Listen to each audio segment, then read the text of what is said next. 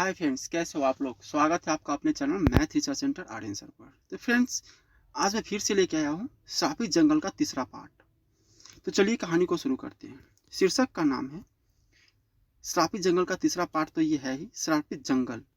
फिर उसके बाद मैं अपने आप को संभाल कर जैसे ही उठा तो मेरे होश उड़ गए। मुझे ऐसा लगने लगा जैसे मेरी सांस अटक गई, मेरी जुबान हलक में रुक गई, क्योंकि मैंने देखा उन झाड़ियों के पास अखिल, आशीष और जतिन की अलग अलग टुकड़ों में लाश पड़ी हुई थी।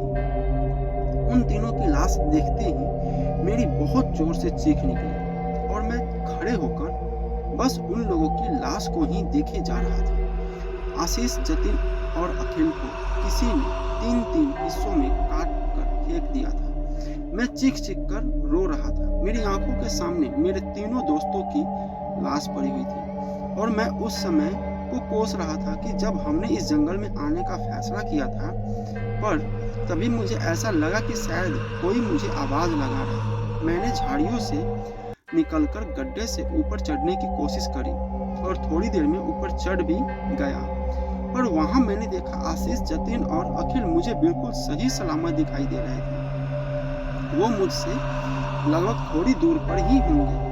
वो अपने मोबाइल फोन की फ्लैश लाइट जलाकर मुझे ढूंढते हुए आवाज लगा रहे थे, संतोष संतोष संतोष, कहाँ है तू। मुझे अपनी आंखों पर कुछ यकीन नहीं हो रहा था कि मैंने क्या देखा और क्या है। यह अभी अभी नीचे गड्ढे में झाड़ियों के पास मेरे तीनों दोस्तों की लाश कटी हुई हालत में पड़ी थी और अब बाहर वो तीनों मुझे ढूंढ रहे थे। यह सब देखकर मैं समझ चुका था हो न हो इस जंगल में छलावा है जिसे शायद मैं फंसने से बच गया और गड्ढे से बाहर निकलकर आ गया। बाहर आते ही मैं भागता हुआ फ्लैश लाइट जलाकर उन लोगों के पास पहुंच गया और जतिन, अखिल, तीनों से मैं लिपट कर रोने लगा। तीनों बहुत हैरान थे और तभी आशीष ने कहा, भाई क्या हुआ। संतोष, तीन लोगों की आवाज थी और तू कहाँ गया था। लेकिन उस समय मेरे मुंह से कोई शब्द नहीं निकल रहे थे। मैं बोलने की कोशिश तो कर रहा था, पर मैं बोल नहीं पा रहा था कि मैंने जो देखा वो, फिर उसके बाद किस तरह से मैंने अपने आप को संभाला। और फिर थोड़ी देर में मैंने कहा, यार भाई, मैंने उस गड्ढे में झाड़ी के पास तुम तीनों की कटी हुई लाश देखी। मेरी बात सुनकर तीनों हैरान थे, पर तभी जतिन ने कहा, भाई तेरी तबीयत तो ठीक है क्या? क्या हुआ? तुझे कैसी बात कर रहा है? फिर मैंने कहा, कसम से भाई मैंने यही देखा। तभी मैं बहुत डरा हुआ और परेशान था। फिर अखिल ने कहा, चलो देख कर आते हैं। पर मैं भी बहुत डरा और घबराया हुआ था, लेकिन मैंने भी कहा, हाँ चलो, यह सामने ही गड्ढा है और नीचे झाड़ियों के पास ही।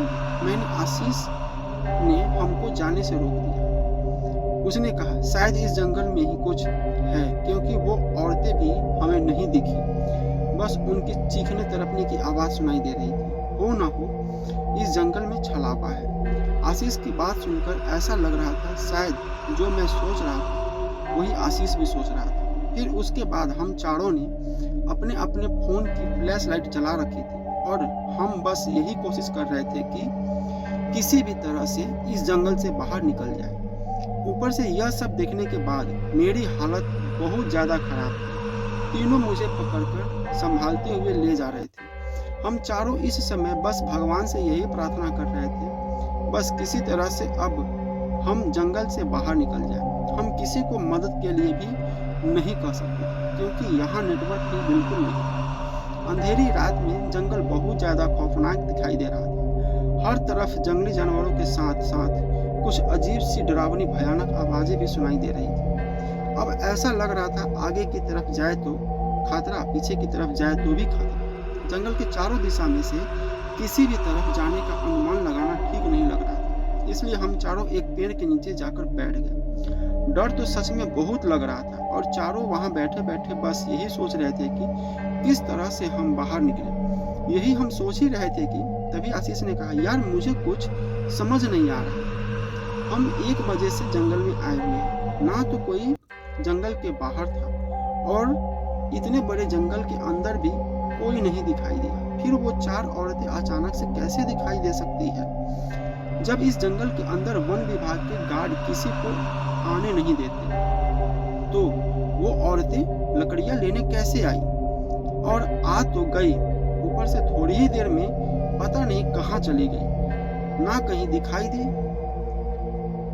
कुछ पता ही नहीं चला। अब आगे की कहानी अगले एपिसोड में। तो फ्रेंड्स, कैसा लगा स्टोरी प्लीज़ कमेंट करके बताइए और हमारे चैनल को सब्सक्राइब जरूर कीजिए। मिलते हैं अगले स्टोरी में।